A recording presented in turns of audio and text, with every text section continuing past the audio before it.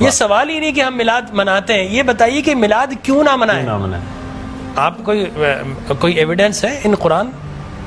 یہ قرآن کے اندر منع ہے؟ جواب آتا نہیں۔ احادیث مبارکہ میں منع ہے؟ جواب آتا نہیں۔ کیا صحابہ کرام رضوان اللہ تعالی علیہم اجمعین نے منع کیا؟ جواب آتا نہیں۔ بڑی عجیب غریب بات ہے کہ آپ منع کرتے ہیں۔ اچھا جناب یہ دیکھیے کہ میں بڑے سادہ الفاظ میں بتانا چاہوں گا کہ اسلام کیا ہے۔ اسلام 4 چیزوں پہ مشتمل ہے۔ حضور نے جو فرمایا وہ اسلام ہے، حضور نے جو کیا وہ اسلام ہے، اور حضور نے جس سے منع کر دیا وہ اسلام ہے، اور حضور نے جس سے منع نہیں کیا وہ بھی اسلام ہے۔ لہٰذا اگر کوئی آج کسی چیز کو منع کرتا ہے، اس کا مطلب یہ ہے کہ وہ اسلام کے منہ میں اپنی بات ڈال رہا ہے۔ اب نہ اللہ سے بھول ہوئی نہ رسول سے بھول ہوئی، قیامت تک کی ساری ناجائز چیزوں کو قرآن مجید اور احادیث نبویہ میں بڑے بڑے بورڈ لگا دیے گئے کہ these are the prohibited thing, یہ حرام ہے، یہ حرام ہے، یہ حرام ہے، بڑے بڑے بورڈ لگا دیجیے۔ اور دیکھیں طریقہ اور اصول بھی یہی ہے کہ ہر جائز چیز کا نہیں بتایا جاتا۔ مثال کے طور پر اگر آپ کو کہیں جانا ہے تو آپ نے کبھی زندگی میں بورڈ نہیں دیکھا ہوگا کہ الاؤ ہے ادھر آ جائیے، نہیں، یہ کہیں نہیں لکھا ہوگا۔ ناٹ الاؤڈ ہوگا وہاں ضرور لکھا، جہاں ناٹ الاؤڈ ہوگا، پروہیبٹڈ ایریا ہوگا، وہاں پر بورڈ لگا ہوگا کہ یہاں داخلہ منع ہے۔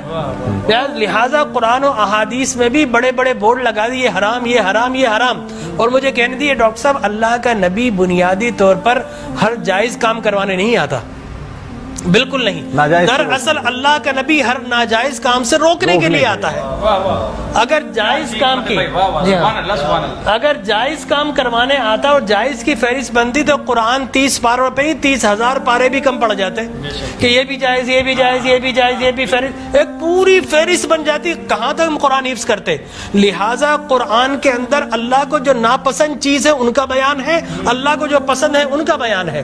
ہر جائز چیز اللہ کا نبی کروانے نہیں آتا۔ اب اگر بنگلہ دیش کے لوگ رہنے والے اگر پوری زندگی اگر چاول کھاتے اور مچھلی کھاتے، ان سے یہ نہیں پوچھا جائے گا باجرے کی روٹی کیوں نہیں کھائی، تم نے گندم کیوں نہیں کھایا، تم نے فلانے نہیں کھایا، نہیں پوچھا جائے گا۔ اگر اسی طرح پاکستان کے رہنے والے مچھلی روزانہ نہ کھائے تو ان سے نہیں پوچھا جائے گا کہ یہ بھی تو اللہ کی غذا تھی، جائز تھی، تم نے یہ کیوں نہیں کھایا۔ نہیں، ہر جائز چیز اللہ کو مطلوب نہیں ہے، اللہ کو مطلوب یہ ہے کہ ہر ناجائز کام سے روکا جائے۔ لہٰذا اللہ کے پیارے حبیب نے قیامت تک کی ساری ناجائز چیزوں سے منع کر دیا، نہ اللہ سے بھول ہوئی معاذ اللہ، نہ رسول سے بھول ہوئی، دین مکمل ہو گیا۔ اب اگر کوئی یہ کہتا ہے کہ یہ ناجائز، یہ بدعت، اس کا مطلب یہ ہے کہ کیا تجھ پر وحی نازل ہو گئی؟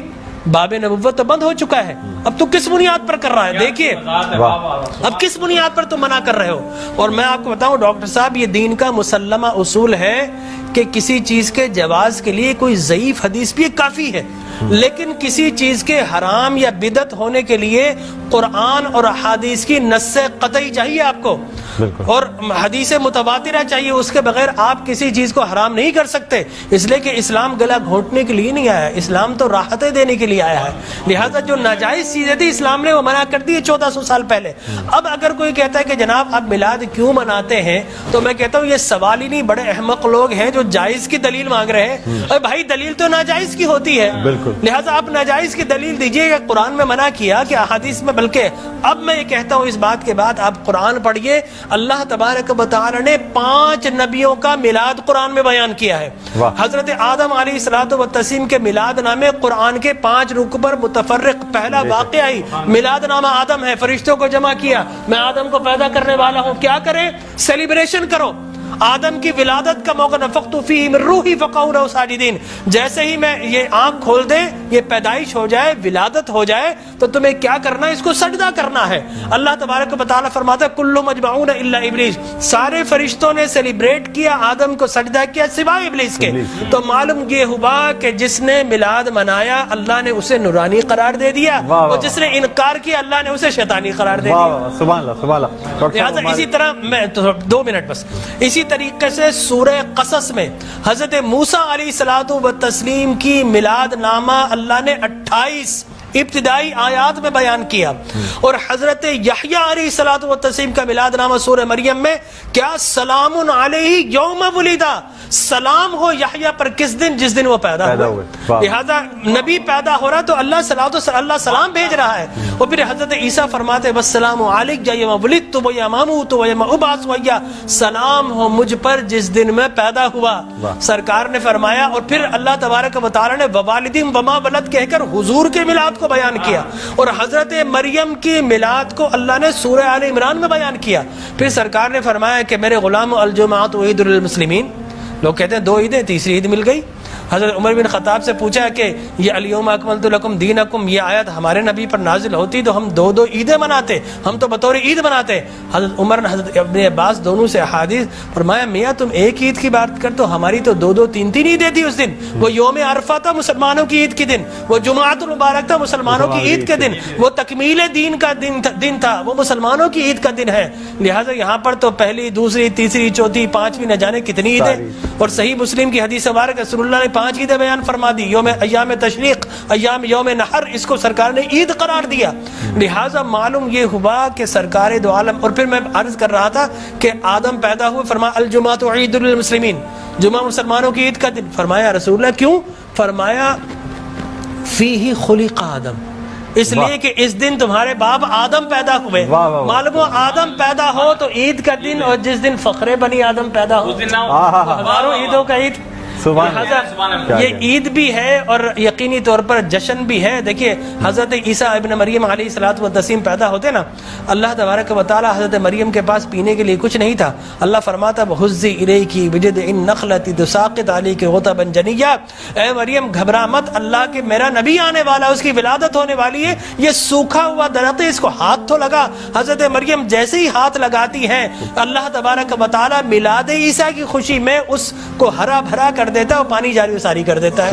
تو اللہ تبرک بھی دیتا ہے، اللہ تبارک و تعالی اسے سیلیبریٹ بھی کرتا ہے. تو یقینی طور پر میلاد النبی صلی اللہ علیہ وسلم کے اگر جواز کی آپ بات کریں گے صبح ہو جائے گی.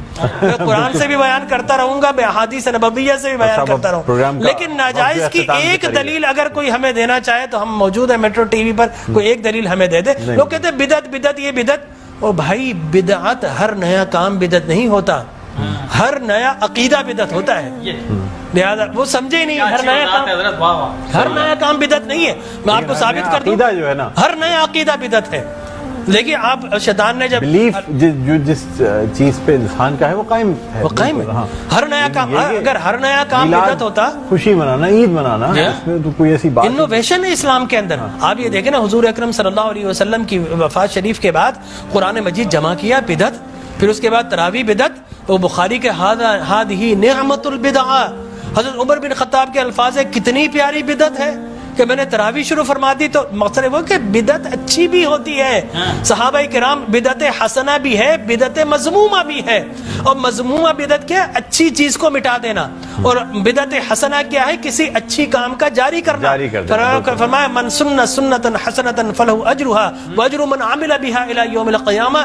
جو کسی اچھی سنت، اچھے کام کو جاری کرتا ہے، اس کے بعد قیامت تک اگر لوگ اس کام کو جاری رکھے تو اس بگنر کو اللہ تبارک و تعالی اجر و ثواب عطا فرماتا ہے. اگر آپ نے ابھی تک ہمارا چینل سبسکرائب نہیں کیا تو ہمارے چینل کو سبسکرائب کر لیں